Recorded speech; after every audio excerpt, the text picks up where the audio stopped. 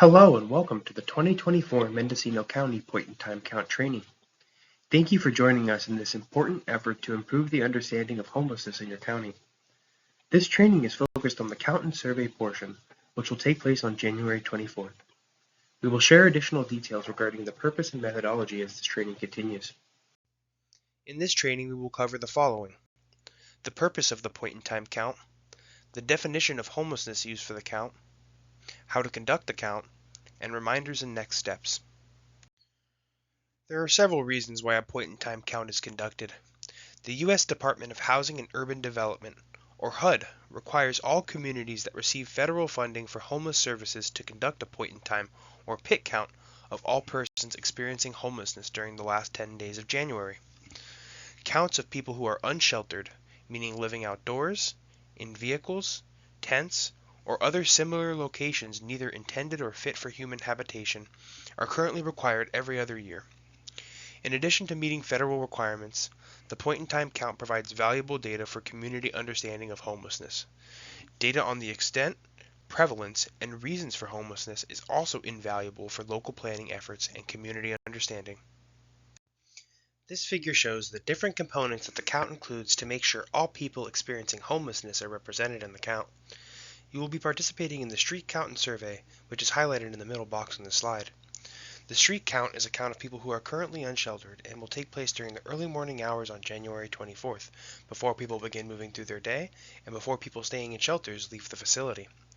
Timing and coordination are important to avoid duplication, so areas surrounding shelter locations should be counted first. Route timing is important and it should be considered in pre-planning efforts.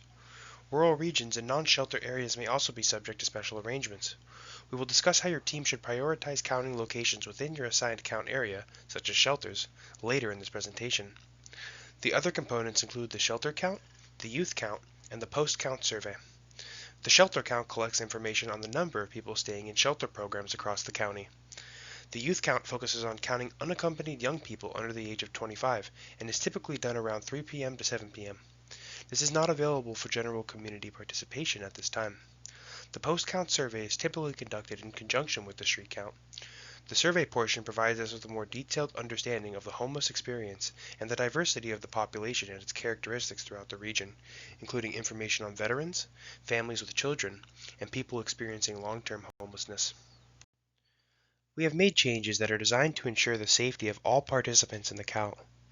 They include in-person deployment sites, the pre-assignment of the majority of pit routes or census tracts, emphasis on outreach teams with lived experience guides and direct service program staff, the inclusion of the smartphone app Counting Us by SimTech to be used for documenting information on persons experiencing homelessness, and the team captain or a designee will be the operator of the Counting Us app. The street count is a count of people residing on the streets, in parks and open spaces, in tents, in vehicles, in abandoned buildings, or in makeshift shelters constructed of tarps, cardboard, or other materials. The street count will be conducted while people are still in public shelters in the morning, which will help us have an unduplicated count of everyone experiencing homelessness that day. To avoid duplication, we ask you to count the areas surrounding shelters first. As a reminder, volunteers will not be paid for their time, nor will volunteers be reimbursed for their mileage. Guides, who are individuals who have previously or are currently experiencing homelessness, will be paid a cash stipend upon completion of their count route. Here you can see what to expect on the morning of the count.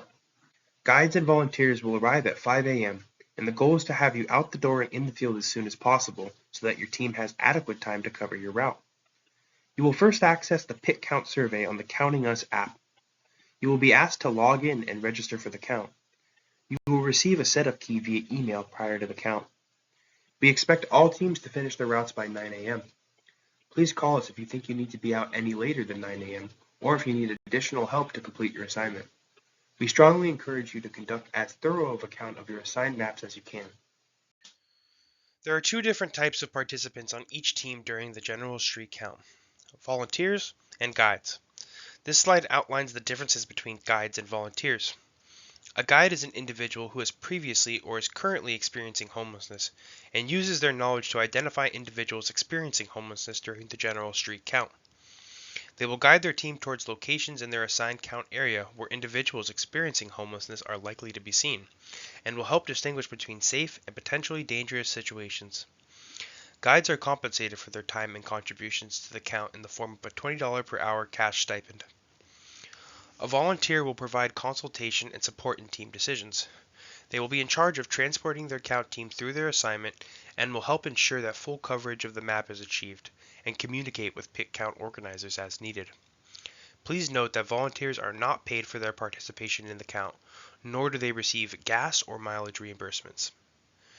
Teams should note that because we are covering the entire geography of your county, there may be instances where the guide is not personally knowledgeable about the specific route the team is covering. However, guides are still able to draw on their first-hand experience of homelessness to help identify potential locations or persons based on previous experiences and signs in the environment.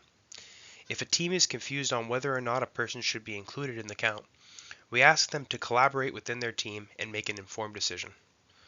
All team members are in charge of ensuring the methodology is being followed, and should designate one team member to be in charge of marking the tally sheet and one team member responsible for tracking the team's coverage of their count area. The next set of slides will outline how to use the data collection forms that you will use on the morning of the count. Each team will be able to select specific routes and be given maps of those routes, which will be emailed to you prior to the count. If there are issues printing the map, there will be a few locations across the county where physical maps can be picked up. Your route will be outlined. Please stay within the tracked border. Often, the boundary of your route is a street. If the borderline is a street, count people on the inside side of the street, or the side of the street that connects with the rest of your route. If there is someone moving back and forth across the street, you should count them. Please cover all areas. The count persons are persons who are experiencing homelessness or living in a place not meant for human habitation. This includes tents, vehicles, parks, sidewalks, etc. Be sure to drive or walk down every street. Count on both sides of the street unless it's a route border. Look for open areas. You may need to get out and walk. You decide the route you take. That route may depend on traffic or where shelters are located. Be sure to cover areas around shelters first. It is a good idea to put an X on streets and areas once you've covered them, so you don't count them twice. If you are assigned to two contiguous maps, be sure to outline a route that will easily take you from one map to the other. Location data is very important when conducting the point-in-time count. After downloading the app, go to your settings, select Privacy and Security, select Location, then make sure it's enabled.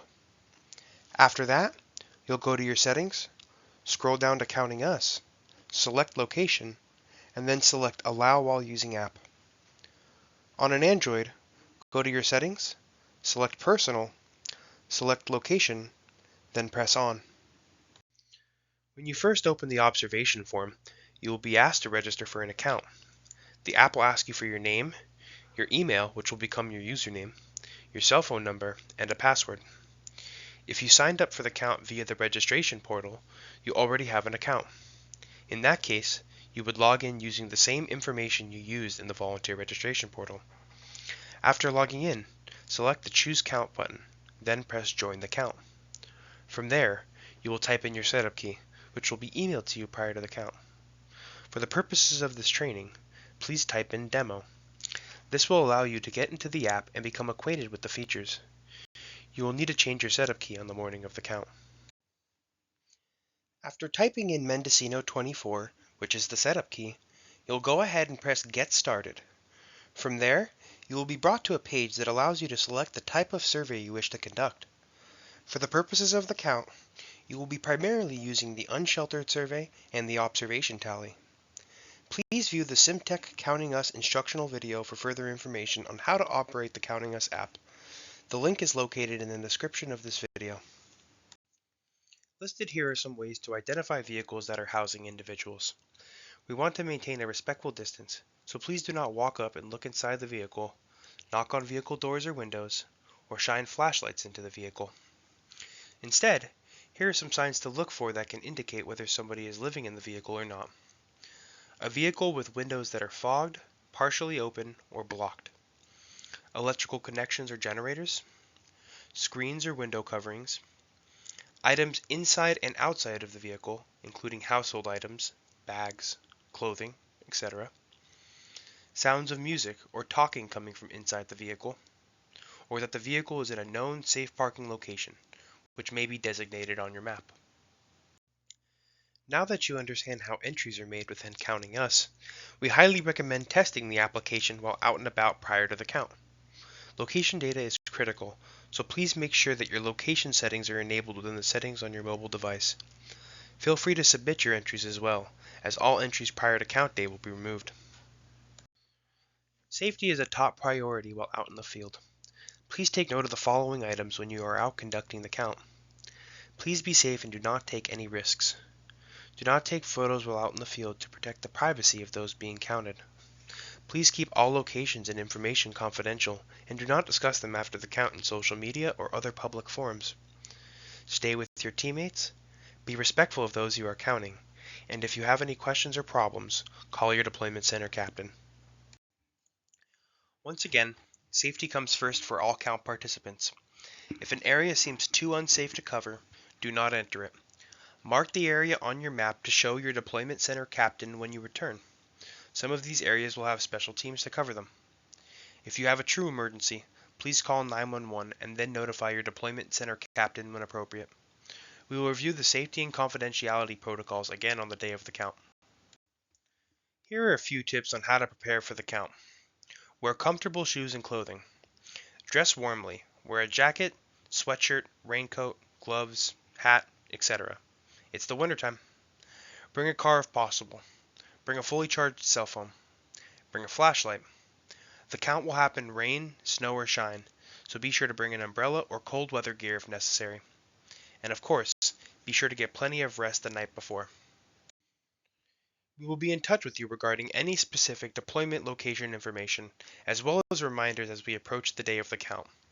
Please feel free to contact us at the listed email or phone number with any questions. Thank you in advance for your participation in the 2024 point-in-time count. Please encourage your friends, family, and colleagues to join us in this year's count by directing them to the volunteer registration link. We couldn't do this without you, and we look forward to seeing you.